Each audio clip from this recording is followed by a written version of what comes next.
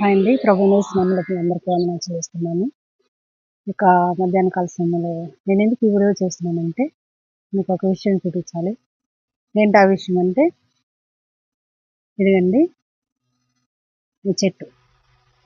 Barberry cherries. ఈ చెట్టు పేరు.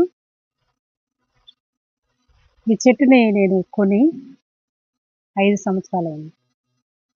5 ఏళ్ళు అయిపోయింది. నేను కొన్న సంవత్సరం నుండి దీనికి పూత ఫ్లవరింగ్ వస్తూనే ఉంది. పూత కాస్తూనే ఉంది. నేను మీకు చూపిస్తాను చూడండి.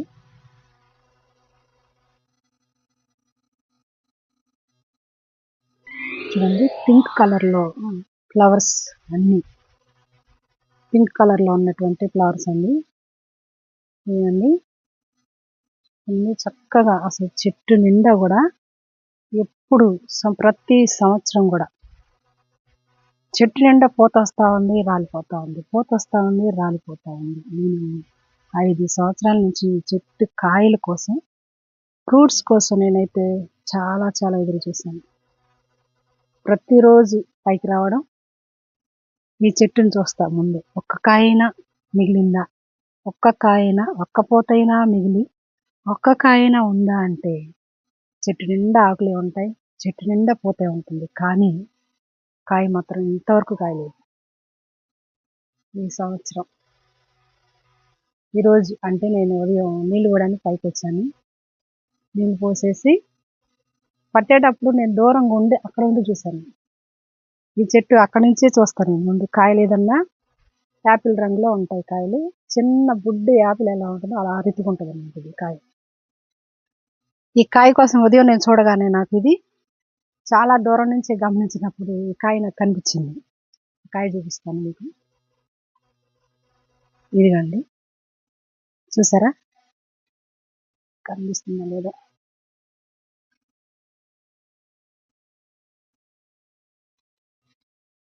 ఈ చెట్టు కోసం నేను ఎలాగైతే ఎదురు చూశాను, ఎలాగైతే ఇది కాయలేదని నేను కొట్టేయాలనుకున్నాను, అలాగే దేవుడు కూడా మనుషుల్ని నరకంలో పడవేయడానికి దేవుడు సిద్ధంగా ఉన్నారండి.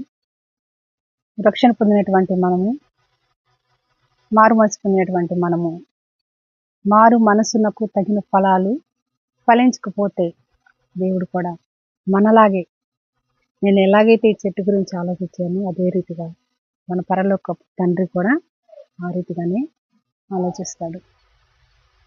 అయితే ఈ సమయంలో ఈ మారు మనసునకు తగినటువంటి ఫలములు ఫలించుడి అనే వాక్యమును కానీ మాటను కానీ పలికినటువంటి వ్యక్తి ఎవరంటే బాప్తిస్మం ఇచ్చే యోహాను గారు. బైబిల్లో ఇంకొక చోట కూడా మారు మనసునకు తగిన ఫలములు కలిగి ద్రాక్షాలు కనుము అని వ్రాయబడి ఉన్నది. ఇంకొక చోట కూడా పరిశుద్ధ గ్రంథంలో 2 చోట్ల ఈ రీతిగా వ్రాయబడి ఉంది. మారు మనసునకు తగిన ఫలములు ఫలించుడి అని. మారు మనసునకు తగిన ఫలములు అంటే ఏంటి? మారు మనసునకు తగినటువంటి ఫలములు ఎలా మనం కలిగి ఉండాలి? మారు మనసు అనే వాక్యమునకు అర్థము, దాని యొక్క భావము గురించి మనము ఈరోజు తెలుసుకుందాము. మారు మనసు అంటే మన పాపాలను వదిలిపెట్టి దేవుని కోసం బ్రతకడం అని అర్థం. మారు మనసు అంటే మన పాపాలను మనం వదిలిపెట్టి దేవుని వైపు తిరిగి మరొక క్రొత్త జీవితాన్ని ప్రారంభించడం లేదా క్రొత్త జీవితాన్ని జీవించడం అనే అర్థాన్ని కలిగిస్తుందండి. అంటే మన పాపాలను వదిలిపెట్టి మనము క్రొత్త జీవితానికి, మరొక క్రొత్త జీవితంలోకి మనం అడుగుపెట్టేలాగా మనం క్రొత్త జీవితాన్ని జీవించడమే ఈ మారు మనసులకు తగినటువంటి ఫలాలు అనే అర్థాన్ని, భావాన్ని ఇస్తుంది. అయితే మారు మనసులకు తగినటువంటి ఫలాలను కలిగి జీవించాలి. మారు మనసుకు కలిగినటువంటి ఫలాలు ఎలా జీవించాలి? మన మాటల్లోనే కాదు, మన జీవితంలో కూడా మనం మారు మనసుకు తగినటువంటి ఫలాలను జీవించాలని దేవుని వాక్యం సెలవిస్తూ ఉందన్నమాట. అంటే మన మాటల్లో మార్పు కాదండి, మన జీవితంలో, మన యొక్క జీవితంలో మార్పు కలిగి ఉండాలి. చాలామంది అనుకుంటారు మన బాహ్య జీవితము మార్పు చేసుకుంటే సరిపోతుంది అనుకుంటారు. మన బాహ్య జీవితం మార్పు కాదు కానీ నీ యొక్క అంతరంగ స్వభావము, నీ యొక్క హృదయం మార్పు, నీ యొక్క పాప స్వభావాన్ని వదిలిపెట్టడమే ఈ మారు మనసును కలిగి ఉండడం, మారు మనసులకు తగినటువంటి ఫలాలను కలిగి ఉండడం అని ప్రభుని వాక్యం సెలవిస్తూ ఉందండి. మారు మనసులకు తగిన ఫలాలు, తగినటువంటి మంచి క్రియలు కలిగి ఎలా చూపించాలి, ఎలా కనబరచాలి ఇతరులకు అంటే, మారు మనసులకు తగినటువంటి ఫలములు ఎలా కలిగి ఉండాలి అంటే, మొదటిగా పాపాన్ని వదిలిపెట్టాలి. పాపాన్ని వదిలిపెట్టాలి, పవిత్రతను కలిగి ఉండాలి. అంటే నీలో ఉన్న పాపాన్ని కానీ, మనలో ఉన్నటువంటి పాపాన్ని కానీ వదిలిపెట్టి వేసి దాన్ని విసర్జించి పవిత్రతను ధరించుకోవాలి. పవిత్రమైనటువంటి జీవితం కలిగి పవిత్రంగా జీవించడానికి మనము జీవితాన్ని అలవాటు చేసుకోవాలి. పవిత్రతను కలిగి ఉండాలి. అలాగే రెండవదిగా అబద్ధాన్ని విడిచిపెట్టడం. అబద్ధాన్ని విడిచిపెట్టడం, సత్యాన్ని ప్రేమించడం, సత్యంగా నడుచుకోవడం. అబద్ధాన్ని విడిచిపెట్టాలి. మారు మనసులకు తగిన ఫలాలు నువ్వు ఫలించాలంటే అబద్ధాన్ని విడిచిపెట్టాలి, సత్యాన్ని ప్రేమించాలి. సత్యమే నువ్వు మాట్లాడాలి, నిజం మాట్లాడాలి. అయితే ఈ దినాల్లో మనుషులు అనుకుంటారు కదా, నిజము చెప్తే, నిజం మాట్లాడినప్పుడు చాలా ఇబ్బందులు వస్తాయని అన్నారు. అవును, నిజానికి ఇబ్బందులు వస్తాయి, శ్రమలు వస్తాయి, కష్టాలు వస్తాయి, నష్టాలు వస్తాయండి. నిజానికి, సత్యానికి ఈ దినాల్లో జరుగుతున్నటువంటి బోధల విషయంలో చూసినా కానీ, బైబిల్ బోధల విషయంలో చూసినా కానీ మనకు సత్యమైనటువంటి బోధ ఇరుకైనటువంటి మార్గంలో ఉంది. అది అబద్ధ క్రీస్తుల యొక్క బోధ, అబద్ధ ప్రవక్తల యొక్క బోధ అనేకులై ఉన్నారు. మరి మార్గాల్లో వెళ్ళువారు లక్షల కొలదిగా ఉన్నారు, కోట్ల మందిగా ఉన్నారండి. అందుకని ప్రభు అంటున్నాడు, మారు మనసునకు తగినటువంటి ఫలములు మీరు ఫలించాలంటే అబద్ధాన్ని వదిలిపెట్టండి, సత్యమును అనుసరించండి. సత్యం అంటే ఎవరు? సత్య మార్గం అంటే ఎవరు? సత్యం అంటే యేసు ప్రభు వారు కలిగిస్తున్నారు. నేనే మార్గమును, నేనే సత్యమును, నేనే జీవమును నేను ప్రకటించారు కదా. సత్య మార్గం అంటే అదే దేవుని వాక్య ప్రకారం జీవించడం. ఈ లోకంలో నీ ఇతరులతో కానీ, నీ ఇంటి పొరుగు వారితో కానీ, నువ్వు ఎక్కడ ఉన్నా కానీ, ఏది చేసినా కానీ సత్యం మాట్లాడు, నిజం మాట్లాడు. ఈ రీతిగా నువ్వు జీవించు. మారు మనసులకు తగిన ఫలాలు నువ్వు ఫలించాలంటే ఈ రీతిగా నువ్వు జీవించాలి. మూడవది, దుర్మార్గపు క్రియలను నువ్వు విడిచిపెట్టు. న్యాయమైనటువంటి పనులు చేయి, న్యాయం కలిగినటువంటి పనులను నువ్వు చేయి. దుర్మార్గాన్ని విడిచిపెట్టాలి, న్యాయంగా నడుచుకోవాలి. నువ్వే స్థితిలో ఉన్నా, నువ్వు ఎక్కడున్నా కానీ, నువ్వు ఎక్కడికి న్యాయం చెప్పడానికి వెళ్ళినా కానీ నువ్వు న్యాయం కలిగి న్యాయం చెప్పేవాడుగా ఉండాలి, న్యాయం చెప్పేదానిగా ఉండాలి. అలాగే న్యాయంగా నడుచుకునేదానిగా ఉండాలి. దుర్మార్గతను విడిచిపెట్టి న్యాయంగా నడుచుకుంటే నీవు మారు మనసులకు తగినటువంటి ఫలాలను ఫలించినట్లుగా దేవుడు చేస్తాడు. నాలుగవదిగా, మారు మనసులకు తగినటువంటి ఫలాలు ఫలించడం అంటే, నాలుగవదిగా నీ ఇష్ట ప్రకారం నువ్వు జీవించొద్దు. నీ ఇష్ట ప్రకారం నువ్వు జీవించొద్దు, కానీ దేవుని చిత్తానికి లోబడి, దేవుని ఇష్టానికి లోబడి నువ్వు జీవించడం నేర్చుకో. అప్పుడే నువ్వు మారు మనసుకు తగినటువంటి ఫలాలను ఫలించగలవు. నీ ఇష్టాన్ని, నీ ఇష్టమైన జీవితాన్ని నువ్వు వదిలిపెట్టి దేవుని ఇష్టానికి అంగీకరించి, దేవుని చిత్తాన్ని అంగీకరించి, దేవునికి ఇష్టమైనటువంటి జీవితం ఏదైతే ఉందో ఆ ఇష్టకరమైనటువంటి జీవితాన్ని నువ్వు జీవించినప్పుడు నీలో, నీ హృదయంలో, నీ అంతరంగ స్వభావంలో కానీ, బాహ్య స్వభావంలో కానీ, బాహ్య రూపంలో కానీ, అలంకరణ విషయంలో కానీ, అన్నిటిలో దేవుడు నీకు మారు మనసులకు తగినటువంటి ఫలాలు కలిగి ఉన్నట్లుగా నిన్ను గ్రహిస్తాడు, చూస్తాడు. మనం చేసేటటువంటి ప్రతి విషయంలో కూడా దేవుని చెంతకు చేరి పశ్చాత్తాపంతో మన హృదయాన్ని దేవునికి సమర్పించుకొని, దేవుని చిత్తానికి లోబడి, దేవుని ఇష్టానికి లోబడి మన జీవితాన్ని మార్చుకొని, మన హృదయాన్ని మార్చుకొని, మన బాహ్య స్వభావాన్ని, బాహ్య క్రియలను అన్నిటినీ మార్చుకొని దేవుని చిత్తానికి లోబడి నడుచుకుంటే నీవు, నేనైనా కానీ, ఎవరైనా కానీ, క్రీస్తుని నమ్మినటువంటి వారు ఎవరైనా కానీ మారు మనసులకు తగినటువంటి ఫలాలు ఫలించినట్లుగా దేవుడు చూస్తాడు. మారు మనసులకు తగినటువంటి ఫలాలను ఫలించడం అంటే మనం అనుకుంటాం కదా, మన యొక్క లేదా నీ యొక్క పశ్చాత్తాప హృదయంతో మన దేవుని దగ్గరికి చేరాలి. అలాంటి మార్పే మన జీవితాల ద్వారా, లేదంటే నీ జీవితం ద్వారా దేవునికి కనబడాలి. అదే మారు మనసులకు తగినటువంటి ఫలములు ఫలించడం అని బైబిల్ మనకు బోధిస్తుంది. మనందరికీ అంటే ఆయన ఎవరైతే నమ్మారో, ఆయన ఎందరైతే నమ్ముచూ ఉన్నారో వారందరికీ బైబిల్ బోధిస్తుంది ఈ రీతిగా. మారు మనసులకు తగిన ఫలములు ఫలించుడి, పాపాన్ని ద్వేషించడం, అబద్ధాన్ని విడిచిపెట్టడం, దుర్మార్గ క్రియలు విడిచిపెట్టడం, స్వార్థాన్ని విడిచిపెట్టడం, నీ ఇష్ట ప్రకారం జీవించకుండా దాన్ని వదిలిపెట్టడం, పవిత్రతను ప్రేమించడం, సత్యంగా నడుచుకోవడం, న్యాయంగా నడుచుకోవడం, న్యాయం చేయడం, ఇతరులకు సహాయం చేయడం, దేవుని చిత్త ప్రకారం జీవించడం.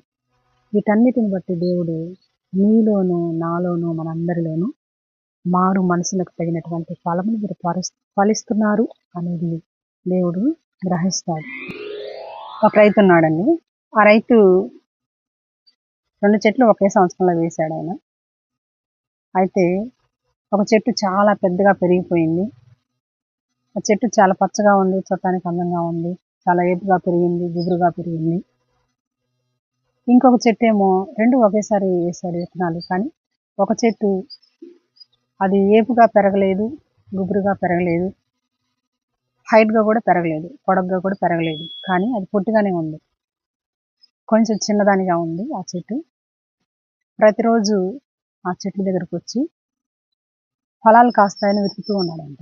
అయితే ఆయన ఏ రోజు వచ్చినా కానీ ఆ చెట్టు దగ్గరకు 2 చెట్లను గమనిస్తున్నాడు. 2 చెట్లలో ఆకులన్నిటిని తీసి ఆకు కింద అంతా కూడా ఫలాలు ఉంటాయేమో వెతుకుతూ ఉన్నాడంట రైతు.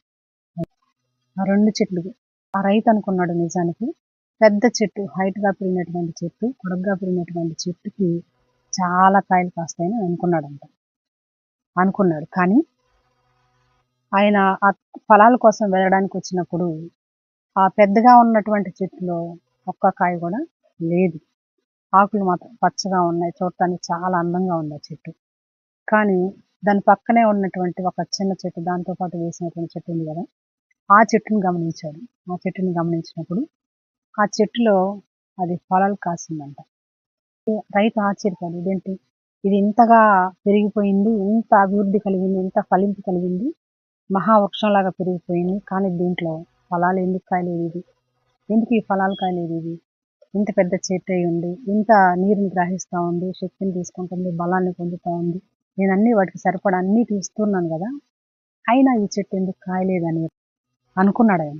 అనుకొని అవును ఇది చిన్న చెట్టే కదా, ఈ చిన్న చెట్టు అయినప్పుడు కూడా ఇది ఫలాలు కాసింది కదా, ఇదిగోండి మా చెట్టు కాసినటువంటి ఫలం, చిన్న చెట్టు అయినా కానీ ఇది ఫలాలు కాసింది కదా.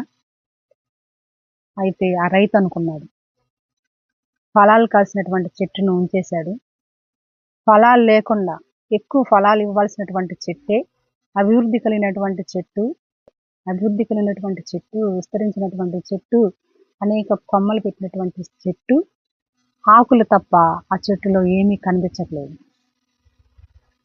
కాబట్టి రైతు అనుకున్నాడు, ఆ చెట్టుని కొట్టేశాడు. ఫలాలు కాయనప్పుడు నాకెందుకు చెట్టు, ఆ చెట్టు చుట్టూరా ఉన్నటువంటి మొక్కలకు కూడా అది నీడనిచ్చి వాటిని ఎదగనీయకుండా, వాటికి ఫలింపు లేకుండా, వాటికి విస్తరింప లేకుండా చేస్తుంది చెట్టు అనుకొని ఆ పెద్ద చెట్టుని కొట్టి నరికి పడేశాడు. ఫలాలు కాసినటువంటి చిన్న చెట్టును ఉంచేసుకున్నాడు ఆ వ్యక్తి. అలాగే నేను ఎలాగైతే అనుకున్నానో ఈ చెట్టు విషయంలో, ఇది ఫలాలు కాయట్లేదని నేను ఈ సంవత్సరం తీసేద్దాం అనుకున్నాను, అదే రీతిగా ఆ రైతు కూడా ఆలోచించాడు. ఫలాలు కాసినటువంటి చెట్టును అంగీకరించాడు. మన దేవుడు కూడా అలాగే నీలో మారు మనసుకు తగినటువంటి ఫలాలు లేకపోతే, నీలో మారు మనసులకు తగినటువంటి ఫలములంటే మంచి క్రియలు. ఫలం అంటే ఇలాంటి ఫలాలు కాదండి, మారు మనసుకు తగినటువంటి ఫలాలంటే మంచి క్రియలు. మన జీవితంలో, నీ జీవితంలో మంచి క్రియలు కలిగి ఉంటే, దేవుడు నీ దగ్గరికి వచ్చినప్పుడు, నిన్ను చూసినప్పుడు, నేను గమనించినప్పుడు, నువ్వు తీర్పు దినమందున నిలబడ్డప్పుడు, నీ క్రియలన్నీ జీవ గ్రంథంలో వ్రాయబడినప్పుడు, నీ నీతి క్రియలను చూసి, నీ మంచి క్రియలను చూసి దేవుడు నరకంలోనికి వెళ్లకుండా చేస్తాడు. దేవుడు సెలవిస్తున్నాడు కదా, మారు మనసునకు తగినటువంటి ఫలాలను మీరు ఫలించండి, లేని ఎడలా దేవుని వాక్యం సెలవిస్తుంది కదా. ఫలాలు ఫలించినటువంటి చెట్టుని ఏం చేశాడు దేవుడు? నరికి అగ్నిలో పడవేశాడు. అగ్నిలో కాలిపోయింది ఆ చెట్టు.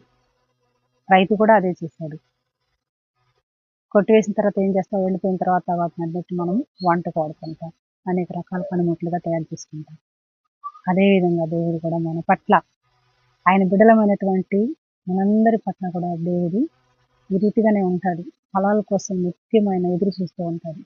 మనం మంచి ఫలాలను ఫలిస్తామని, మంచి క్రియలు కలిగి జీవిస్తామని, మంచి జీవితాలు కలిగి ఉంటామని దేవుడు ప్రతిరోజు కూడా మన కోసం ఆయన ఎదురు చూస్తూనే ఉంటాడు. ఆయన ఎదురు చూస్తూనే ఉంటాడు. కాబట్టి ప్రియ దేవుని బిడ్డలారా, నువ్వు మారు మనసు పొందావా? రక్షణ పొందావా? బాప్తీసం తీసుకున్నావా?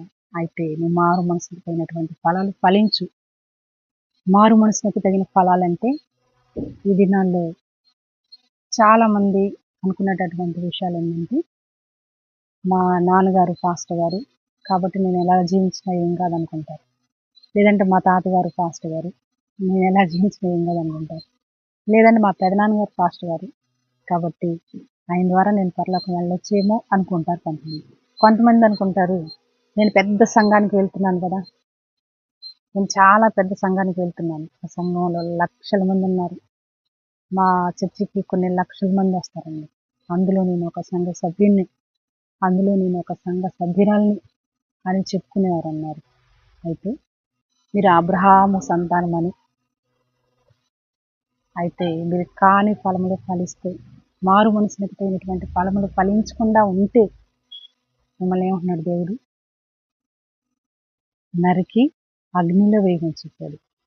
వారిని గురించి మీరు వారి వలె వారిని తలంచుకొని మీరు ఇలాగ ఉండొద్దు. వారిని గూర్చి మీరు గొప్పలు చెప్పుకుంటూ ఈ రీతిగా మారు మనసునకు తగినటువంటి ఫలాలు లేనటువంటి చెట్టు వలె, ఈ చెట్టు వలె ఉండొద్దు. ఫలాలు లేనటువంటి చెట్టు వలె మీరు ఉండొద్దు. చెట్టు అంటే మనుషులకి సాదృశ్యం ఉంది. చెట్టు అనగా మనుషులకి సాదృశ్యం, మనుషుల యొక్క జీవితానికి. ఏ మనుషులైనా కానీ, ఎవరైనా కానీ, నీవైనా నేనైనా, ఎవరైతే రక్షణ పొందారో, ఎవరైతే క్రీస్తునామంలో కడగబడ్డారో వారు మారు మనసులకు తగిన ఫలాలు ఫలించాలి. ఏ దేవుడైనా చెప్పేది ఇదేనండి. ఏ దేవుడైనా వారి బిడ్డల కోసం, మనుషులందరికీ చెప్పేది ఇది. ఏంటంటే మీరు మంచి క్రియలను కలిగి ఉండండి, మంచి జీవితం జీవించండి, పవిత్రమైన జీవితం, సత్యమైనటువంటి జీవితం, న్యాయమైనటువంటి జీవితం, ఇతరులకు సహాయం చేయడం, ఇతరులను ప్రేమించడం, అలాగే దేవుని చిత్తానికి లోబడటం. మన ఇష్ట ప్రకారం జీవించడం కాదు, కానీ దేవుని చిత్తానికి లోబడి జీవించండి ప్రతి వారు అని తెలియజేస్తుంది. కాబట్టి ప్రియ దేవుని బిడ్డ, నువ్వు గొప్ప సంఘంలో ఉన్నావని కాదు, కానీ నేను గొప్ప సంఘంలో సభ్యురాలని కాదు, సభ్యులని గొప్పలు చెప్పుకొని చెప్పలకు పోకుండా, దేవుని యొక్క తీర్పుకు లోనవ్వకుండా, దేవుని యొక్క జీవ గ్రంథంలో నీ పేరు ఉండకుండా నువ్వు చేసుకోవాలి. నువ్వు రక్షణ పొందితే, నువ్వు బాప్తిసం పొందిన వాడవైతే మారు మనసునకు తగినటువంటి ఫలాలను ఫలించడానికి నువ్వు సిద్ధపడు. ఆ రోజున దేవుడు మాట్లాడినటువంటి మాట, మీరు గొప్పలు చెప్పుకొని తిప్పలకు తెచ్చుకునే కంటే కూడా మీరు మంచి ఫలాలను ఫలించకపోతే, మంచి ఫలాలు ఫలించినటువంటి ప్రతి చెట్టు అంటే మంచి ఫలములు ఫలించినటువంటి ప్రతి చెట్టు అంటే ప్రతి మనుషుడు నరకబడి అగ్నిలో వేయబడింది. అగ్నిలో వేయబడింది. అగ్ని నరకంలో వేయబడింది. చెట్టు అనగా మనుషుడు, మనమేనండి చెట్టు అంటే. మంచి ఫలాలు ఫలించినటువంటి ప్రతి మనుషుడు కూడా నరకంలో వేయబడును. ఫలించినా సరే, ఫలించకపోతే ఇప్పుడే చెట్టు వేరిన గొడ్డలి ఉంచబడి ఉన్నది, ఆ చెట్టు నరకబడి అగ్నిలో వేయబడును అని దేవుని యొక్క వాక్యం సెలవిస్తా ఉంది. ప్రియ దేవుని బిడ్డ, నువ్వు రక్షణ పొందితే నువ్వు మారు మనసుకు తగినటువంటి ఫలాలు ఫలించడానికి ప్రయత్నించు. మారు మనసుకు తగినటువంటి ఫలములను ఫలించు. నీ మారు మనసు తగినటువంటి ఫలాలను నువ్వు ఫలిస్తే నీ పేరు జీవ గ్రంథంలో ఉంటుంది. అలాగే నీవు పరలోక రాజ్యంలో, దేవుని యొక్క నిత్య రాజ్యంలో నువ్వు ఉంటావు. ప్రభునందు ప్రియ స్నేహితుడా, వాక్యం వింటున్నటువంటి నీకు ఒక్కటే మనం చేస్తున్నాం ఏంటంటే, నీ